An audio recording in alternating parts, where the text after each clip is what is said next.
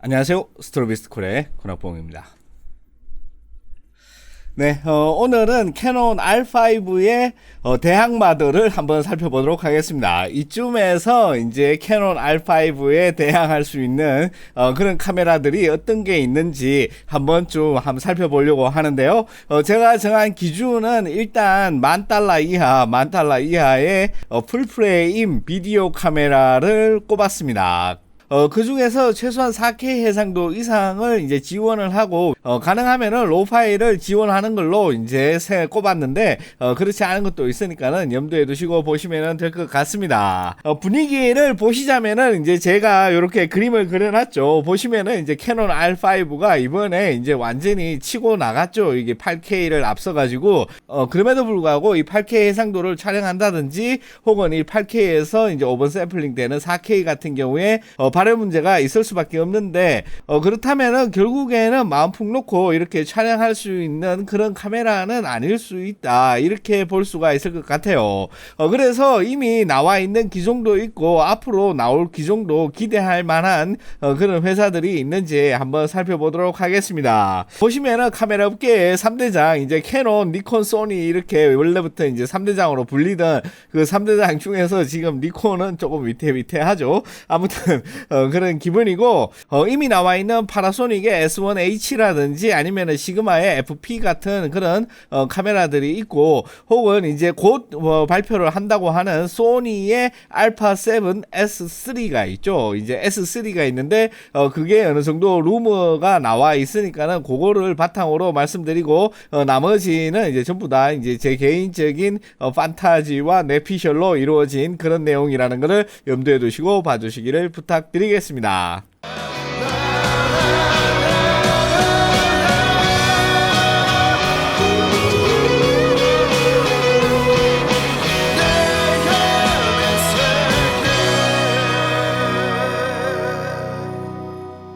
네, 그래서 이제 첫 번째 알아볼 카메라는 이제 역시 소니의 알파7 S3가 있죠. 이제 곧 출시를 할 거기 때문에 이 카메라가 가지고 있는 기대감이 상당히 커요. 그래가지고 이 카메라가 어떻게 나올 건지 지금까지 나올 루머를 종합을 해가지고 간단하게 이렇게 예상 스펙을 보자면은, 일단 신규 개발한 고속의 시모스 센서가 들어간다고 하죠. 이게 시모스 센서가 이게 리딩 속도가 문제가 있어가지고 조금 더 높은 프레임 레이트를 만들 때 많은 문제가 있는데, 그런 것들을 개선한 버전이라고 생각하시면 될 것 같습니다. 그래서 이제 1200만 화소로 나오는데, 이 1200만 화소가 4K에 최적화된 거예요. 왜냐하면은 그냥 4K로 찍으면은 이제 그 UHD라 그러죠. 우리가 아는 그 16:9 비율의 4K로 찍으면은 800만 화소 정도지만은 DCI 4K 포맷이 따로 있죠. 옆에가 조금 더 긴 DCI 4K 포맷으로 찍으면은 이게 한 1100만 화소 정도 됩니다. 그래가지고 이 1200만 화소니까는 아마 이제 실제 사이즈나 이런 걸 딱 보면은 DCI 4K로 완전히 이제 이 센서 사이즈를 딱 맞춘 게 아닌가, 그렇게 생각을 해요. 그래서 이 센서가 이전 버전에도 저조도의 어떤 노이즈 억제 능력이 굉장했죠. 그런 것들을 이제 기대를 해볼 수 있을 것 같습니다. 그리고 나서 이제 FHD는 240프레임까지 되고, 이제 4K는 120프레임, 10비트 422를 사용을 한다. 그리고 외부 저장 장치를 사용했을 때 4K 120프레임 로우도 이제 가능하다, 이렇게 말을 하는데, 이게 외부 HDMI로 뽑는 거 말고 시그마의 FP처럼 외장 하드 같은데, 요즘 SSD 외장 하드 빠른 게 많죠. 그런 외장 하드 같은 데다가 바로 저장할 수 있게 이렇게 만들어야 되지 않나, 그렇게 생각을 해요. 그리고 나서 외관은 이제 알파7 R4랑 비슷한 디자인으로 나온다. 그리고 이제 EVF, 이제 일렉트릭 뷰파인더죠. 일렉트릭 뷰파인더 같은 경우에는 944만 다시라고 그러는데, 이거를 이제 화소로 계산하면은 314만 화소니까는 FHD가 약 200만 화소라고 봤을 때 FHD보다는 훨씬 더 좋은 그런 화질을 가지고 있다, 이렇게 볼 수가 있을 것 같아요. 그 다음에 이제 팬을 달거나 이런 건 아니고, 이런 능동형이 아니라 이제 수동형으로 이제 히트싱크를 달았다, 이래가지고 쿨링에 문제가 없다, 이런 내용이 나오고 있습니다. 그 다음에 이제 촬영 시간 역시 제한을 두지 않겠다, 이렇게 하고 저장 장치로는 UHS-2 카드를 사용하죠. 이게 이게 빨라봤자 한 250메가에서 300메가 정도 이 쓰기 속도가 나오는데 최고 빠른 걸로 봤을 때 이 정도 속도라면은 비트레이트 맥시멈 비트레이트 그러니까 4K에서 120프레임 10비트 422에서 이거를 꽉 채울지 아마 제가 봤을 때는 소니가 하는 거를 봤을 때 한 200MB per second 정도 요 정도 채우지 않을까 저는 그렇게 생각을 해요. 그래서 이번 달 말에 이제 공식 발표를 한다니까는 이제 공식 발표를 하고 나면은 이 카메라가 도대체 어떤 종류의 카메라인지 조금 더 우리가 정확하게 알 수가 있을 것 같습니다. 아무튼 풀 스펙이 나오지 않았기 때문에 지금 상상으로만 보자면은 가장 강력한 대항마가 아닐까 그렇게 생각을 해요. 물론 8K는 되진 않지만은 실제 사용하는 이제 4K 영역에서 진짜 머신급 그런 성능을 발휘해 준다고 하면은 충분히 가능성이 있다고 봅니다. 그 다음으로 이제 살펴볼 거는 이미 나와 있는 카메라죠. 이제 파나소닉 하면은 영상으로 그 이전 GH 시리즈부터 굉장히 유명했고, 그리고 나서 이제 루믹스 X1부터는 이제 풀프레임을 만들기 시작했죠. 거기에서 이제 영상 버전인 H 버전 같은 경우에는 모두가 아시다시피 6K 해상도를 지원하는 고성능 영상용 카메라라고 할 수가 있습니다. 그래서 S1H의 이제 장점을 보자면은 6K를 이제 저장을 할 수 있다. 저장을 할 수 있다는데 이게 UHS-2를 사용을 하기 때문에 200MB per second으로 비트레이트가 이제 정해져 있죠. 그래서 6K 해상도는 그렇게 뛰어나지 않을 것 같다. 왜냐하면은 이제 265에 420 10비트니까는 422를 집어넣기에는 이 저장 장치가 조금 속도가 느린 감이 있죠. 그 다음에 이제 아마 DCI 4K나 이제 UHD 4K가 훨씬 더 좋은 품질로 기록을 할 수 있다라고 예상을 할 수가 있습니다. 실사용할 수 있는 4K 영역에서 훨씬 더 강력하다. 그 다음에 얘네들은 이제 액티브 팬을 넣었죠. 이제 능동적인 이제 쿨링 장치를 넣어가지고 과열 이슈가 이제 전혀 없고 안정된 촬영이 가능하다. 그런 점들이 이제 장점으로 볼 수가 있습니다. 캐논의 EOS R5에 비해서 뒤지는 점 같은 경우에는 이제 8K가 안 된다. 이거는 이제 어쩔 수 없죠. 해상도가 낮기 때문에 안 되는 건 안 되는 거라서 이건 단점일 수밖에 없고, 자동 초점 능력이 많이 떨어진다. 그리고 최대 비트레이트가 많이 떨어진다. 왜냐하면 CF 익스프레스 카드의 저장 장치 속도가 굉장히 빠르기 때문에 UHS-2로는 감당이 안 되죠. 이런 것들이 있을 수가 있습니다.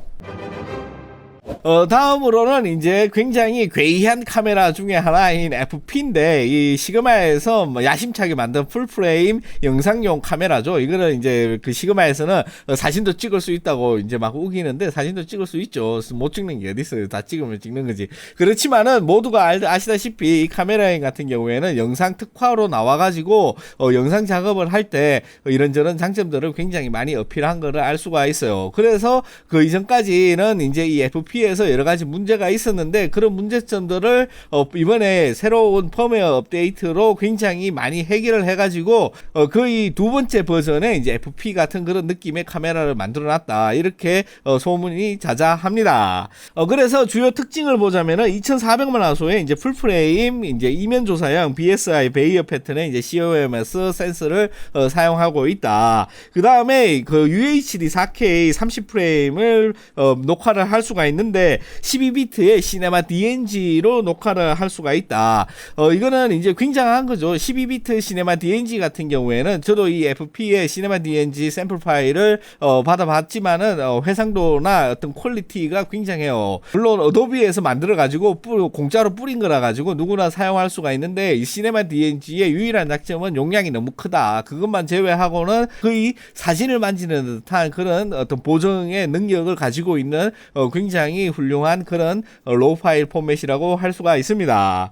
그래서 뭐 그 이전에 이제 압축 포맷들이 갖는 뭐 크로마 샘플링이라든지 뭐 사둘둘 뭐 이런 것들은 완전히 문제가 되지가 않죠. 12비트나 14비트나 물론 이게 조금 차이가 있지만은 12비트만 해도 어마무시한, 그러니까는 8비트에 비해서 어마무시한 이런 그 개조를 가지고 있기 때문에 전혀 문제가 되지 않는다고 생각을 합니다. 그 다음에 이제 3.15인치 스크린에 210만 닷이니까는 이거는 한 90만 화소 정도 되겠죠. 3927 아니다 80만 70만 화소 정도 되겠네. 70만 화소 정도 되는 그런 이제 LCD를 가지고 있다. 뭐 이런 건 그렇고 뭐 AF 초점 포인트가 그렇다. 이렇게 말하는데 이 카메라의 가장 큰 장점, 그러니까는 캐논의 R5에 비해서 비빌 수 있는 데가 어디 있느냐 이러면은 이제 시네마 DNG로 4K를 녹화할 수 있다. 물론 이게 외장 저장 장치를 사용해 가지고 녹화를 하는 거지만은 그럼에도 불구하고 HDMI로 출력하는 거, 거기 뭐 그 아토노머스 뭐 이런 거 비싸죠. 엄청 비싼 거, 그런 거 안 써도 되고 이제 바로 외장 하드에다가 바로 저장을 할 수 있는 점 같은 경우에는 굉장히 뛰어난 점이라고 할 수가 있어요. 대신에 이제 4K가 60p가 안 되고 이제 30p까지만 된다. 30p까지만 된다는 거는 이제 이 카메라가 캐논 R5에 비한 단점이라고 할 수 있죠. 물론 R5 같은 경우에는 훨씬 더 높은 프레임 레이트로 기록을 하기 때문에 이 점 같은 경우에 밀리지만은 그럼에도 불구하고 가격이 무려 이제 $1,000대니까는 이게 굉장히 이게 저렴하기 때문에 나름 이런 것들을 이제 장단점을 살펴봤을 때 굉장히 큰 장점이 될 수 있다. 나름 대항마가로 뜰 수 있다. 이렇게 생각을 해서 꼽아봤습니다.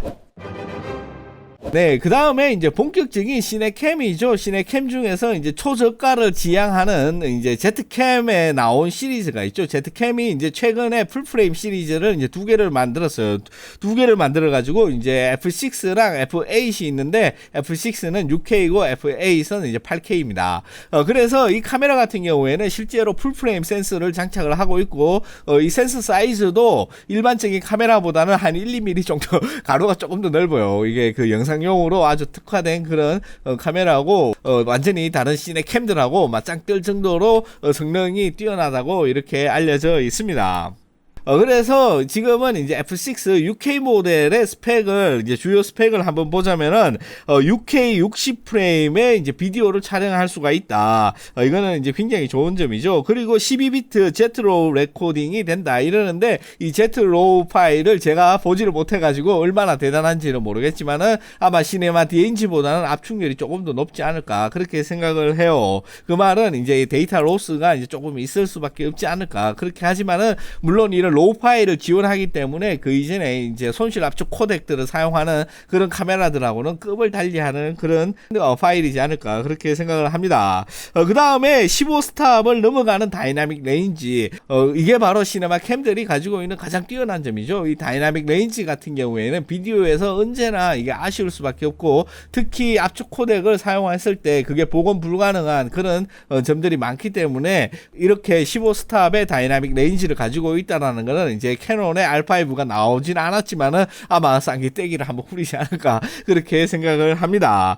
그 다음에 이제 풀프레임 COMOS 센서가 장착이 되어 있고, 아까 말씀드린 대로 센서 크기가 약간 이제 보통 35mm인데 얘는 36mm 한 37mm 정도 되는 정도로 조금 더 커요. 조금 더 가로가 좀 더 크죠.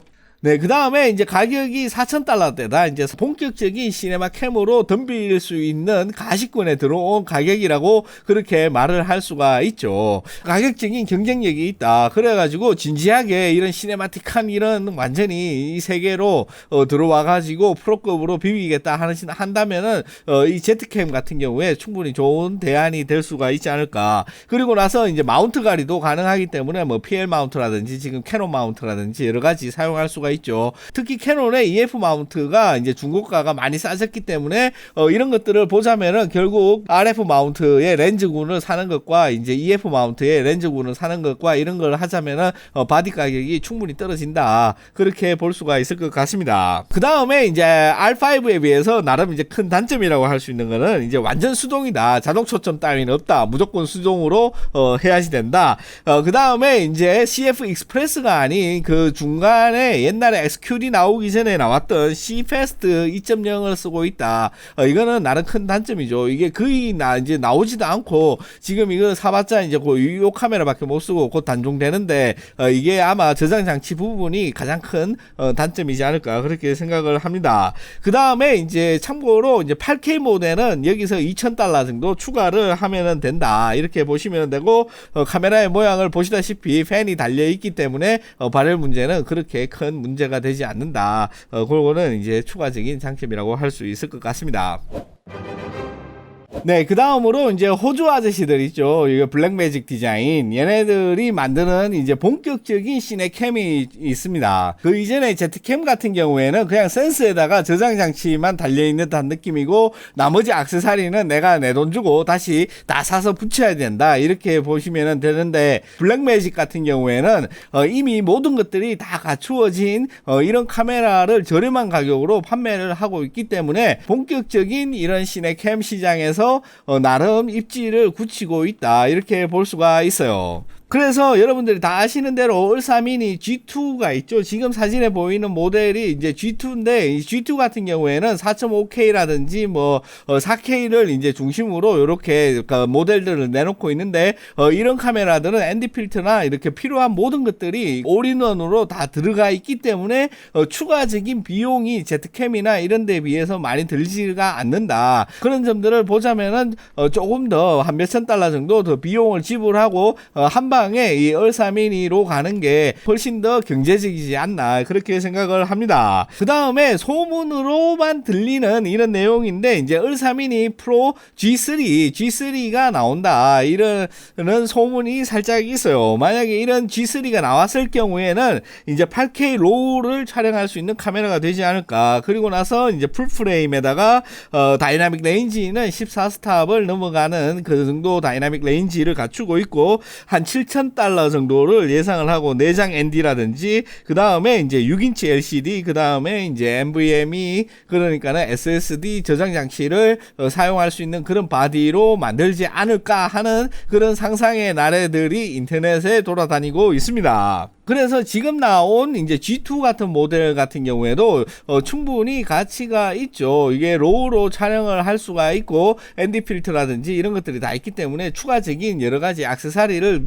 사는 데 들어가는 비용을 많이 줄일 수가 있어요. 그래가지고 결국에 영상을 본격적으로 하자면은 이 ND 필터나 이런 게 필수인데, 캐논의 R5 같은 경우에는 어떻게 그 문제를 해결할지 그런 것들도 눈여겨 봐야지 될 것 같습니다. 그래서 이렇게 소문으로 돌아다니는 G3가 아니라 G2만 하더라도 이제 본격적인 올인원 시네캠이기 때문에 충분한 가치가 있다. 그 다음에 다양한 마운트를 쓸 수가 있죠. 마운트 가리가 가능하고, 화질 역시 물론 완전히 뭐 아리캠이라든지 뭐 이런 것들에 비해 가지고는 떨어진다고는 하지만은, 그럼에도 불구하고 카메라용 바디에서 만들어 놓는 그런 영상 로우 파일보다는 조금 더 다루기 쉽고 훨씬 더 퀄리티가 높은 그런 품질을 보여주고 있고, 사용성 역시 압도적으로 이런 시네캠 디자인이 훨씬 더 편리하죠. 대신에 단점이라고 한다면은 캐논의 R5에 비해서 비싸고 무겁고 크다. 그리고 당연히 자동 초점이 되지 않는다. 이런 것들이 이제 R5에 비해서 단점으로 할 수 있지만은, 결국 영상의 때깔로 승부를 한다. 그렇다면은 바로 이렇게 그냥 올인원 시네캠 바디로 가는 것도 제가 봤을 때 크게 나쁘지는 않은 것 같아요. 그리고 나서 최근에 굉장히 우울한 뉴스가 있었죠. 니콘에서 Z6랑 Z7 다음 기종으로 뭐 Z8이나 9을 이제 기대를 하고 있었는데, 센서를 전혀 바꾸지를 않고 Z6S랑 Z7S를 뒤에 S를 붙여가지고 출시를 한다고 합니다. 이 센서를 바꾸지 않고 그냥 안에 들어가 있는 프로세서를 이제 듀얼 프로세서로 넣는다. 그 정도에서 그냥 새로운 바디를 만들었다고 하기에는 조금 무리가 있죠. 니콘이 내부적으로 어떤 문제가 있는지 모르겠지만은 이런 식으로 간다면은 진짜 심각한 분위기가 될 수도 있습니다.